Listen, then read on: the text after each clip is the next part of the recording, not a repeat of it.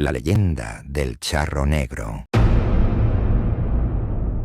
Rafael Beltrán vivía en una aldea olvidada entre cerros, donde las noches eran tan densas que el humo de las chimeneas se quedaba suspendido hasta el amanecer.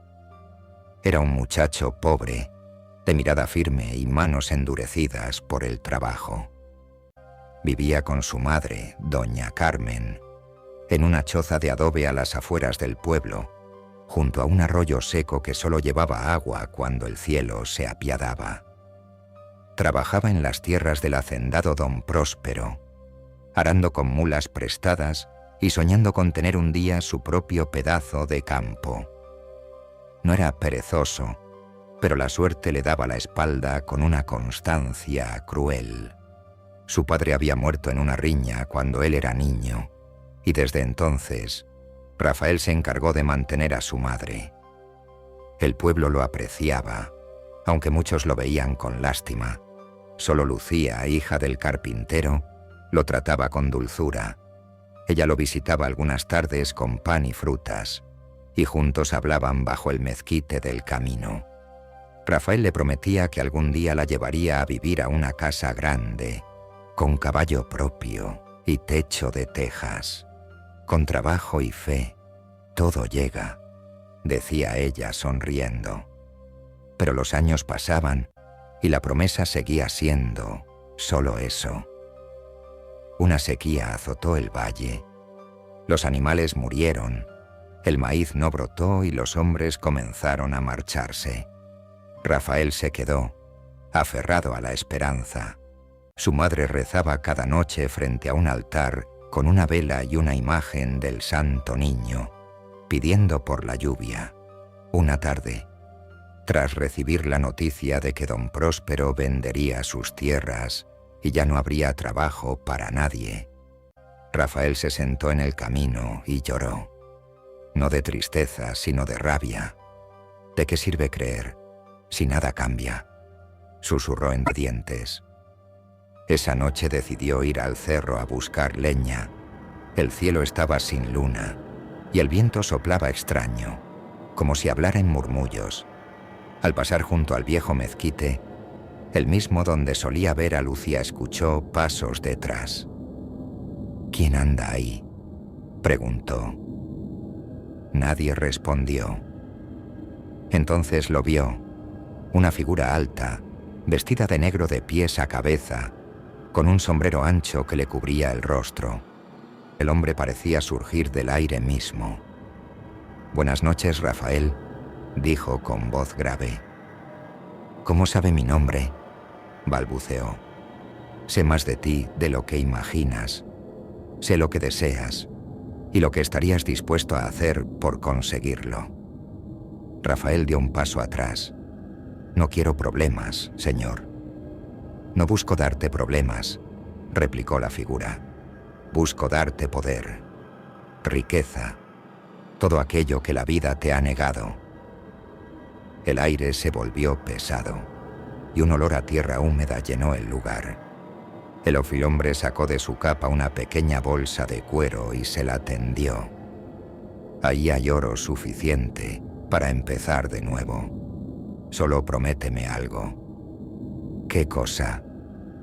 «Cuando escuches cascos frente a tu puerta, saldrás a recibirme sin miedo, y entonces me darás lo que me pertenece». Rafael dudó. «¿Y qué es lo que le pertenece?». El hombre levantó el rostro apenas un poco. Sus ojos eran como brasas vivas. «Tu alma, Rafael. Pero no te apresures. Tendrás tiempo para disfrutar lo que te ofrezco». El muchacho sintió un frío recorriéndole la espalda. Pensó en su madre, en Lucía, en la miseria de cada día. En el fondo, ya estaba cansado de perder. Tomó la bolsa. El hombre sonrió. «Hecho está. Cuando me necesites, silba 3 veces bajo el mezquite». El desconocido desapareció entre una ráfaga de viento. Rafael se quedó solo, con el corazón latiendo como si quisiera escaparle del pecho. A la mañana siguiente, Cuando abrió la bolsa, el oro estaba ahí. Brillaba tanto que la luz del sol parecía huir de él. Con ese dinero compró una mula, herramientas y un pequeño terreno que nadie quería, pues decían que estaba maldito. Pero Rafael trabajó sin descanso y en pocos meses el campo floreció. Lucía lo miraba con asombro. «Nunca vi crecer el maíz tan rápido», decía. «A veces la suerte llega cuando menos se espera», respondía él, evitando su mirada. Doña Carmen, sin embargo, notó el cambio en su hijo. Sus ojos se veían más oscuros y su voz había adquirido un tono frío, casi desconocido. «¿Qué hiciste, Rafael?», le preguntó una noche. «Trabajar, madre. Nada más». Pero ella no le creyó. Encendía velas cada amanecer, temiendo que su hijo hubiera hecho un pacto con algo que no era de este mundo. Una madrugada, mientras dormía, Rafael escuchó cascos frente a su casa. Se levantó, temblando. El sonido era lento, pesado, y se detuvo justo frente a su puerta. Al asomarse, no vio a nadie, solo el viejo mezquite meciéndose sin viento. Desde esa noche, comenzó a tener sueños extraños. Soñaba que cabalgaba bajo la luna, vestido con un traje negro bordado en plata, y que las sombras lo seguían como si fueran parte de él. Cuando despertaba, el eco de los cascos seguía resonando en su cabeza. Y aunque trató de ignorarlo, el oro nunca volvió a ser suficiente. Los meses se volvieron años, y el nombre de Rafael Beltrán dejó de sonar como el de un campesino. Ahora era don Rafael, dueño de tierras fértiles, bestias robustas y una hacienda que parecía crecer con cada amanecer. Los hombres lo respetaban, las mujeres lo miraban con recelo, y los niños corrían cuando escuchaban el trote de su caballo negro por el camino. Vestía siempre de gala, chaqueta oscura bordada en plata, sombrero ancho y espuelas relucientes.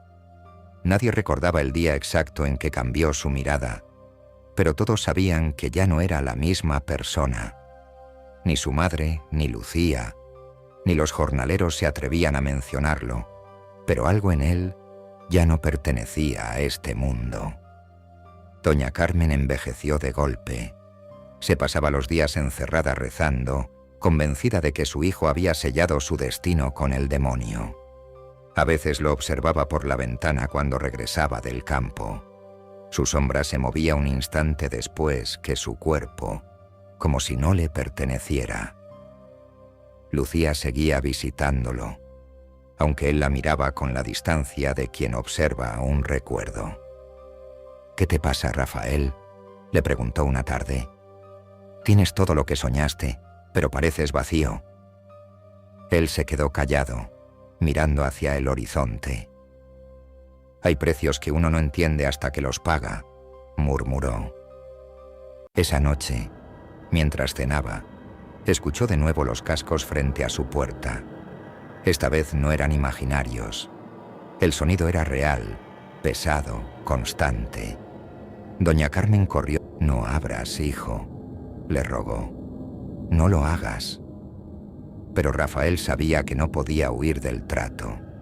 Tomó su lámpara, salió y encontró al mismo hombre del camino, montado en un caballo negro con ojos de fuego. «Vengo por lo mío», dijo la figura con voz que no necesitaba viento para escucharse. Rafael apretó los puños. «Aún no he muerto. Tu cuerpo vive, sí, pero tu alma ya no te pertenece». El caballo resopló, levantando polvo y brasas. Detrás del hombre se alzaba una sombra que se movía con forma humana, pero sin rostro. Rafael quiso retroceder, pero sus pies estaban clavados al suelo. «Te di poder, riqueza, respeto», continuó el ser. Ahora tú me servirás.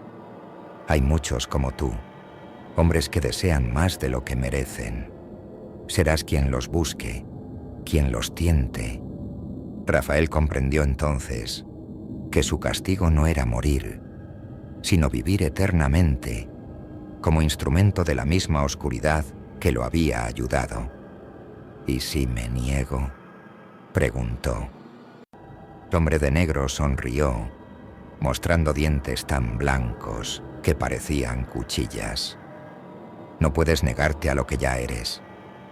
El cielo se cubrió de nubes.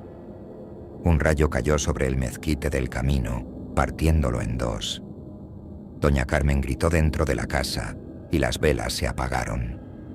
Rafael sintió que su cuerpo se llenaba de fuego.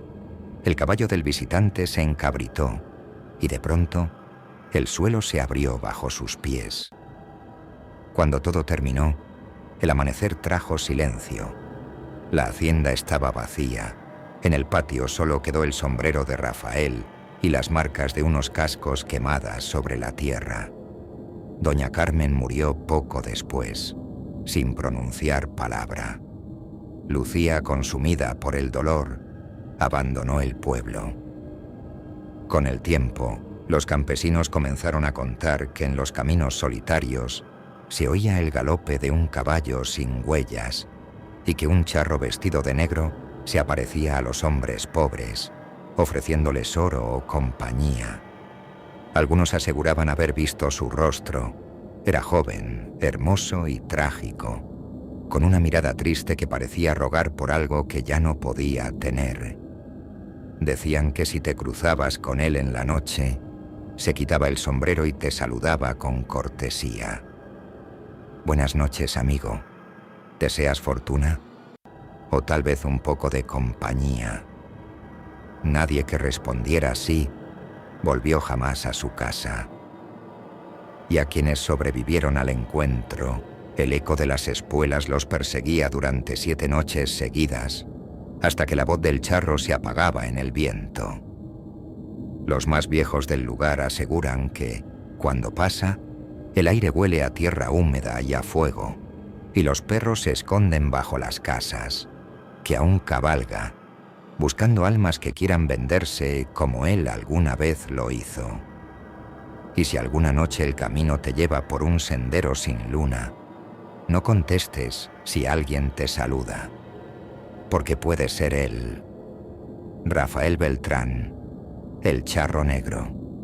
Si quieres ver más contenido como este, suscríbete y activa la campanita de notificaciones. No te pierdas el próximo video.